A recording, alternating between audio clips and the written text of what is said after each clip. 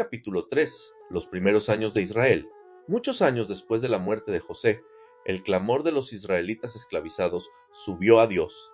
Dios no se había olvidado de su pacto con los patriarcas de Israel.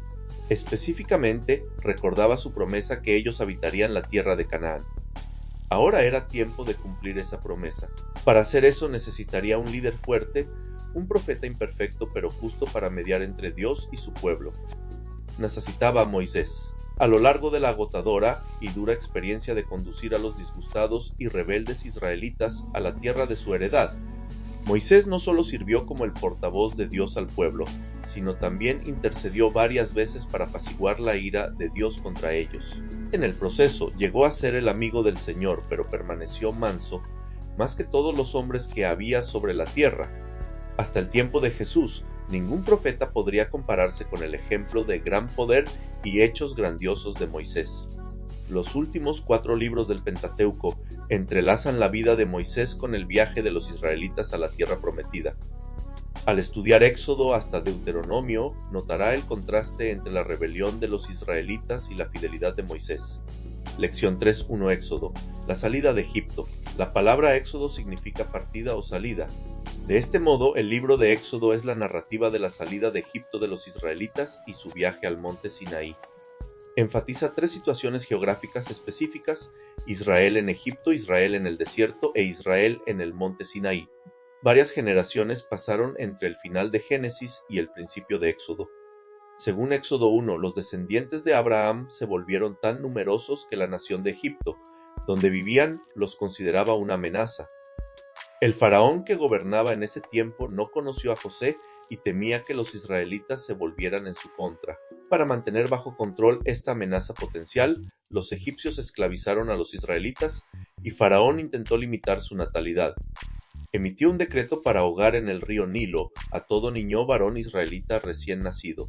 Moisés nació durante este tiempo de opresión y esclavitud. Después de 3 meses, entendiendo que ya no podía esconder a su bebé, la madre de Moisés lo puso en una cesta y la cesta fue puesta en el río Nilo. La hija de Faraón encontró al infante hebreo, lo nombró Moisés y lo aceptó en su familia como su propio hijo. Como parte de la familia de Faraón, Moisés recibió la mejor educación egipcia y fue enseñado en la sabiduría de los egipcios. Dios estaba preparando a Moisés para la gran misión de su vida. A los 40 años, Moisés mató a un egipcio que estaba golpeando a un israelita. Entonces huyó al desierto de Madián, donde Dios siguió preparándolo durante 40 años. Allí él se casó con Séfora, la hija de Jetro, un sacerdote de Madián. Éxodo 3 relata el encuentro divino de Moisés con Dios delante de la zarza ardiente. Fue aquí donde Moisés expresó muchas objeciones a Dios, desde ¿quién soy yo? ¿Qué le responderé? Ellos no me creerán hasta envía, te ruego, por medio del que debes enviar. No obstante, aunque Dios permitió que Aarón ayudara, no relevó a Moisés del llamado a liberar su pueblo, la nación de Israel. Los temas principales de Éxodo son liberación, pacto y misterio divino. El pueblo de Dios estaba deteriorándose bajo el pesado cautiverio de los egipcios. No tenían liderazgo ni esperanza de escapar, pero Dios fue movido por su gracia y su previo compromiso con los patriarcas.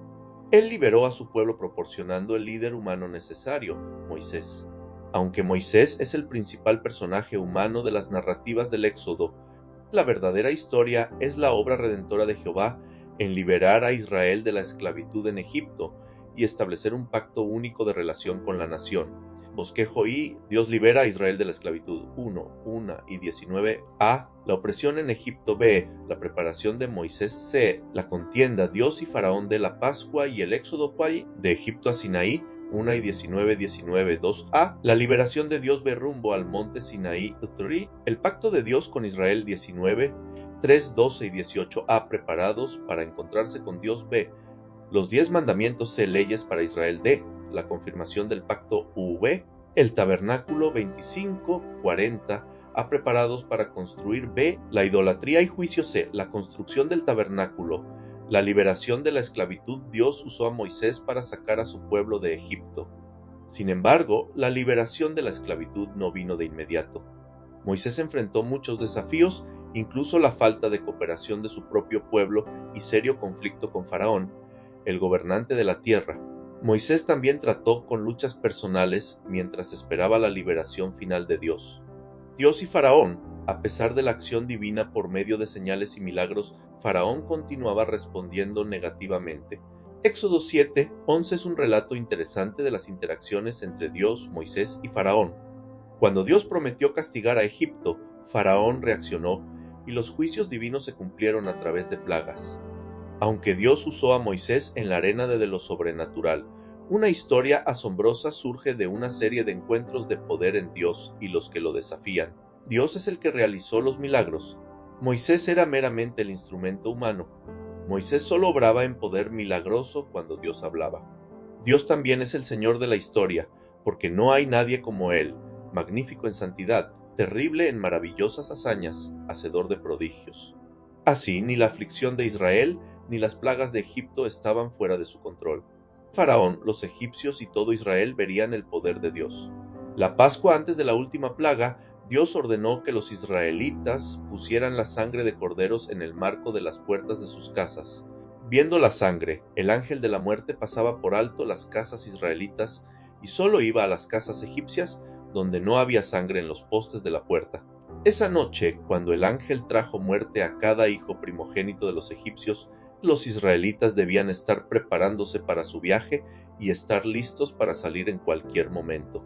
Su liberación estaba por hacerse realidad. El Señor instruyó a su pueblo que conmemoraran el paso del ángel de la muerte con una fiesta anual llamada la Pascua. La conexión de la Pascua con la última plaga es significativa. Debido a que los israelitas obedecieron a Dios sacrificando un cordero, comiendo su carne y poniendo su sangre en los postes de sus puertas, ellos fueron salvados. Los corderos habían muerto en lugar de los hijos. De esta manera, el sacrificio del cordero de la Pascua sirvió como el modelo bíblico de redención. Sangre inocente fue vertida para que la vida humana pudiera salvarse. Esa noche Jehová estaba especialmente alerta y velando por su pueblo. Los israelitas también vigilaban y esperaban su próxima liberación de la esclavitud. En el Nuevo Testamento, la Cena del Señor tiene un propósito similar de redención y anticipación. La salida de Egipto, el camino más corto de Egipto a Canaán, era un camino muy transitado a lo largo de la costa del mar Mediterráneo.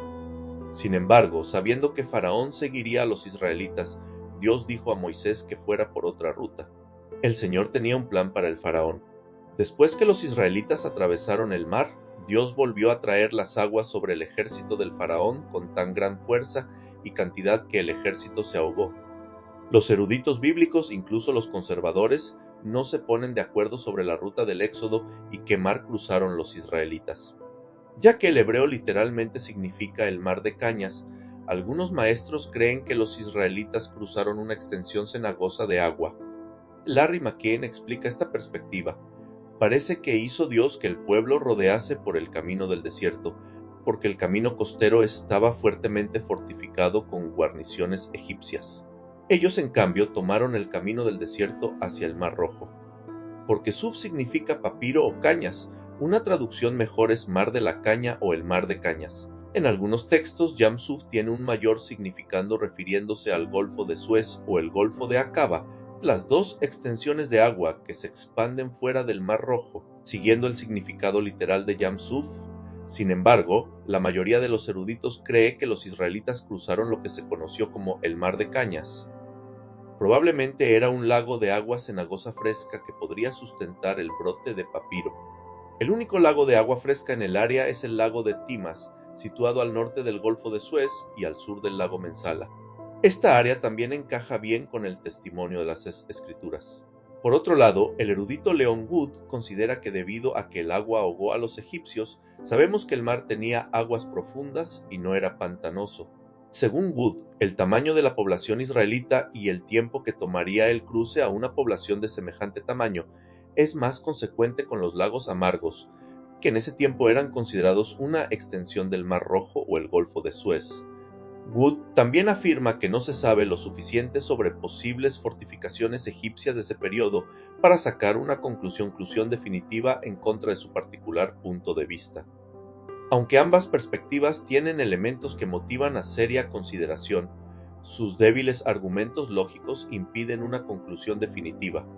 Cualquier perspectiva que se adopte El texto bíblico es claro en una cosa: esta fue una serie de milagros orquestados por Dios que consiguieron la liberación de los israelitas de sus amos egipcios. El pacto de Dios con Israel, la religión de Israel, era una religión revelada. Es decir, sus creencias no estaban basadas en las religiones de los pueblos a su alrededor, sino que vino directamente de Dios. Aunque algunas de las prácticas religiosas de Israel eran similares a las de otras naciones, había grandes diferencias teológicas. Dios dijo exactamente a los israelitas cómo debían adorarlo, al único verdadero Dios, y cómo ellos podrían recibir perdón de pecados. Explique la diferencia entre el pacto de Dios con Abraham y su pacto con Israel. Anteriormente, Dios había hecho un convenio con Abraham y su familia. Ahora, en Sinaí, Dios hizo un pacto con Israel como nación. Habiendo sacado a Israel de Egipto, Dios deseaba que Israel fuera una nación santa para realizar su propósito de salvación para todas las naciones. La única manera para que Israel tuviera una relación correcta con Dios era por medio de su pacto. La gracia vino antes que la ley.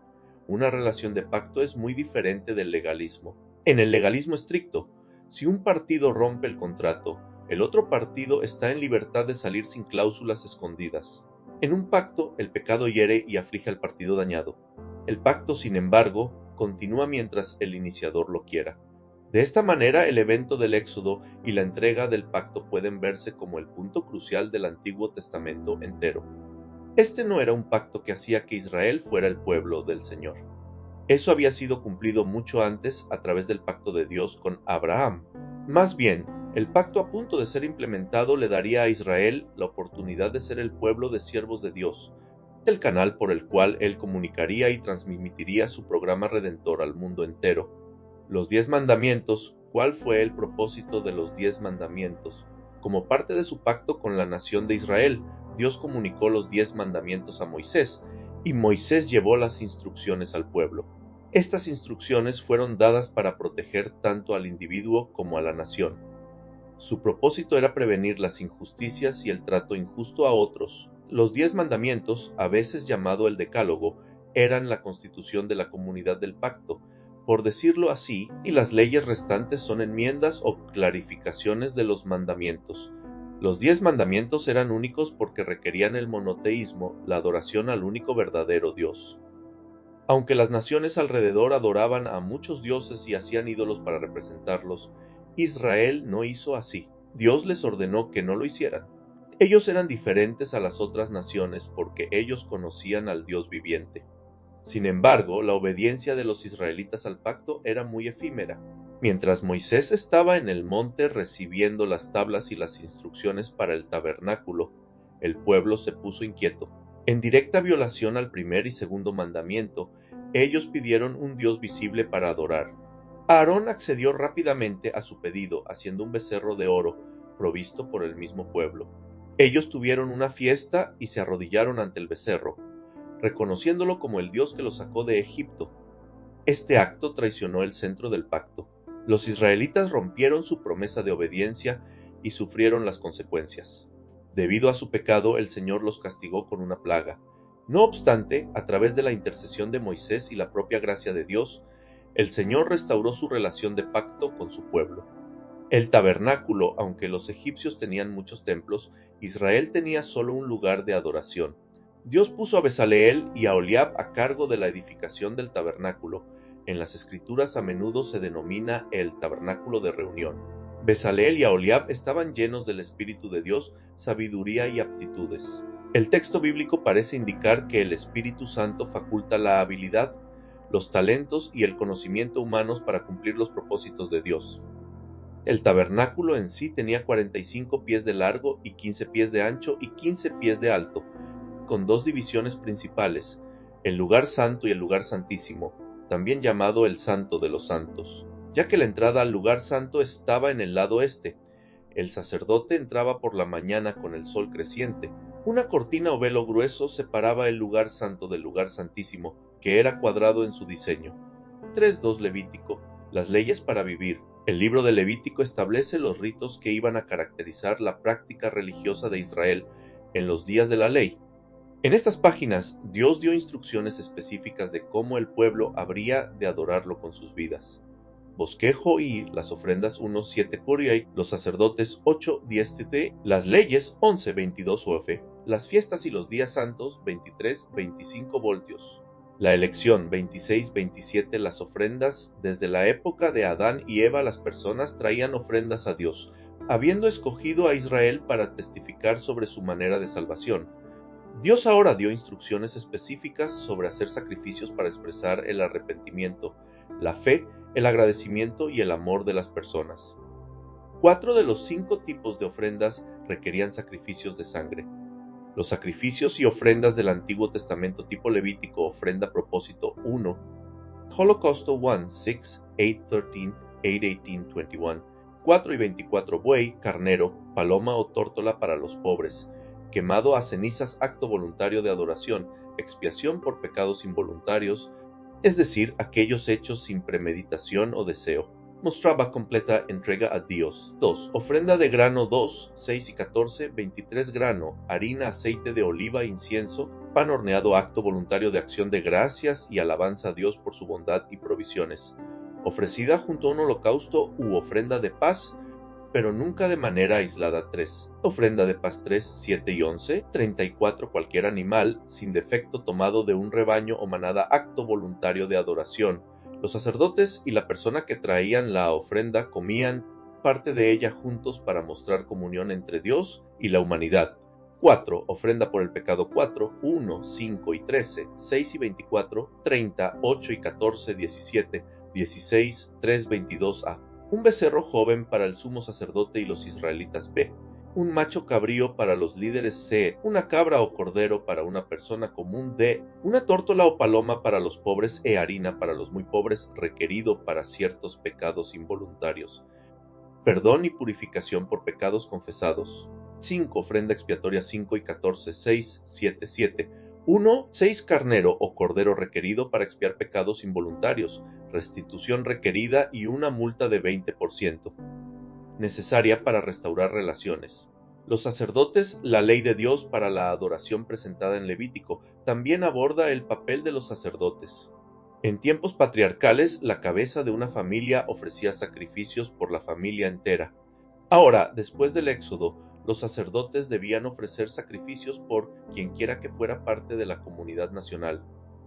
Dios escogió a Aarón, el hermano de Moisés, para ser el primer sumo sacerdote, y los hijos de Aarón lo asistían. Cuando 2 de sus hijos, Nadab y Abiú, no siguieron el modelo divino establecido para la adoración, Dios los juzgó con muerte. ¿Cuáles eran los deberes de los sacerdotes? El ministerio sacerdotal bajo el sistema levítico difería de manera significativa del de los sacerdotes de otras religiones y culturas cerca de Israel. Según las instrucciones del Señor, los sacerdotes representaban al pueblo ante Dios y enseñaban las leyes y principios de Dios al pueblo. Ellos también eran los cuidadores del tabernáculo, con los levitas nombrados para asistirlos. Dios comisionó a los levitas a tomar el lugar de los primogénitos. Las fiestas y días santos. ¿Por qué los israelitas tenían fiestas especiales y días santos? Dios estableció fiestas especiales y días santos para recordar a los israelitas que ellos eran su pueblo santo. La ley señalaba qué hacer en cada ocasión. Levítico habla de los siguientes periodos santos, nombre levítico propósito y explicación 1. Día de reposo 23, 3 un día de descanso apartado para Dios, sin trabajo para las personas o animales 2. Año de reposo 25, 1, 7 un año de reposo para la tierra 3. Año del jubileo 25, 8, 55, 27, 17, 24 para ayudar a los pobres. Las deudas eran canceladas, los esclavos liberados y la tierra devuelta a los primeros dueños. 4 Pascua 23, 5 para recordar la liberación de Egipto. Cada familia mataba y comía un cordero con hierbas amargas y el pan ácimo. 5 Pan ácimo 23, 6, 8 para recordar que Dios sacó de Egipto a Israel deprisa. Comían pan sin levadura, se reunían varias veces juntos y daban ofrendas. 6. Primicias 23, 9, 14 para reconocer la bendición del Señor sobre la tierra. Mecían la gavilla de grano de cebada y ofrecían un holocausto y daban una ofrenda de grano. 7 semanas, cosecha 11 y 15, 21 para regocijarse y dar gracias por la cosecha de grano. Una fiesta de alegría. Incluía ofrendas tanto requeridas como voluntarias. 8. Las trompetas, Rosh Hashanah 11 y 23, 25, para presentar a Israel a Dios y buscar su favor. El pueblo se reunía, sonaba las trompetas y ofrecía sacrificios. 9. Día de la expiación 16, 11 y 26, 32, para purificar a los sacerdotes y al pueblo de pecado. Para purificar el lugar santo, el pueblo reposaba, ayunaba lamentándose por sus pecados y hacía sacrificios. 10. Tabernáculos 11 y 33, 43, para recordar el viaje de Egipto a Canaán. Durante una semana vivían en tiendas de campaña hechas de ramas de árboles o palmeras y se regocijaban por todo lo que el Señor había provisto. Cada séptimo año los sacerdotes leían todo el Pentateuco. 11. Santa Convocación 11 y 36, para recordar el cierre del ciclo de fiestas. Se reunían, reposaban y ofrecían sacrificios. La teología de santidad impregna el libro de Levítico. Afirma tanto la santidad de Dios como la inclinación del pueblo hacia el pecado. No obstante, Dios desea que su pueblo se acerque hacia la santidad. Él provee el sacrificio por el pecado. Así, la teología de la santidad apoya los sacrificios, el papel de los sacerdotes y las celebraciones de las fiestas. Lección 3.3. Números, las leyes para viajar. Bosquejo, el libro de Números resume la vida nómada de los israelitas y registra sus viajes. Durante casi un año, Israel acampó en el monte Sinaí, donde Dios les dio instrucciones. Después, los israelitas marcharon durante 11 días a Cades. De allí, Moisés envió espías a la tierra de Canaán, pero su reporte causó que el pueblo rechazara a Dios en duda e incredulidad. Dios castigó a los israelitas permitiendo que la generación infiel pereciera en el desierto. Finalmente, después de casi 40 años, la siguiente generación de Israel estaba lista para entrar en Canaán. Moisés les dio su discurso de despedida en Deuteronomio. En el siguiente bosquejo hemos dividido Números en 3 partes. Note que los capítulos en Números no están escritos según el orden de los eventos. En Sinaí, Dios prepara a Israel para heredar Canaán 1, 10 y 10a, preparando para marchar B, estableciendo las leyes de campamento C, dedicando el tabernáculo D, siguiendo la guía divina a Canaán o Tuda. En Cades, el pueblo pierde su herencia 10 y 11, 9 y 35a. Las quejas y un derramamiento del espíritu B, la rebelión de los 10 espías C, 38 años de andar errantes de Cades a las llanuras de Moab y Fren. En Moab, Dios prepara una nueva generación para tomar posesión de Canaán. 22, 36, a Balac y Balaam B. El segundo censo C, Josué, el nuevo líder de mandamientos de las ofrendas, fiestas y votos guerra con Madián F. Se divide y establece la tierra en Sinaí, preparando para marchar antes de partir del monte Sinaí. Moisés contó los hombres, pero no las mujeres, niños o levitas. Debido a esto, algunos eruditos han concluido que había más de 600,000 hombres. Ellos calculan que cuando se agregan mujeres, niños y levitas, aproximadamente 2 a 3 millones de israelitas salieron de Egipto. Este es un número increíble de personas, considerando que viajaron de un lugar a otro, estableciendo las leyes de campamento. Para mantener santos a los israelitas, Dios estableció leyes en cuanto a la limpieza y salud, pruebas para una esposa infiel y el voto de Nazareo, entre otras. Mientras leyes de salud eran para su beneficio físico, las leyes de santidad eran para su beneficio espiritual. Algunos individuos hicieron un voto de Nazareo, una señal especial de devoción que requería abstinencia de varias cosas, incluso el consumo de vino. El libro de Jueces indica que Sansón hizo un voto de Nazareo, dedicando el tabernáculo. Después que la construcción del tabernáculo y su mobiliario fue completada, Moisés realizó un acto de dedicación, y la gloria de Dios llenó el tabernáculo. Así el tabernáculo se volvió el centro de la vida religiosa de Israel. A través de Moisés, Dios apartó a Aarón y los levitas para ministrar en él. Dios también dio instrucciones a los sacerdotes para pronunciar una bendición específica, ahora llamada la bendición sacerdotal, sobre el pueblo para consagrarlo como suyo. Un año después de la liberación de Egipto, el Señor recordó a los israelitas que celebraran la Pascua. Todos los extranjeros que viajaban con los israelitas podrían escoger participar también de la celebración. Siguiendo la guía divina a Canaán, cuando los israelitas acampaban, el tabernáculo había de ser el centro de la actividad del campamento, con los levitas acampando alrededor de él. La nube de la gloria de Dios cubría el tabernáculo. Cuando se alzaba la nube del tabernáculo, los hijos de Israel partían, y en el lugar donde la nube paraba, allí acampaban los hijos de Israel. De esta manera, mientras los israelitas continuaban su jornada por el desierto, Dios los guiaba con un pilar de nube durante el día y un pilar de fuego por la noche.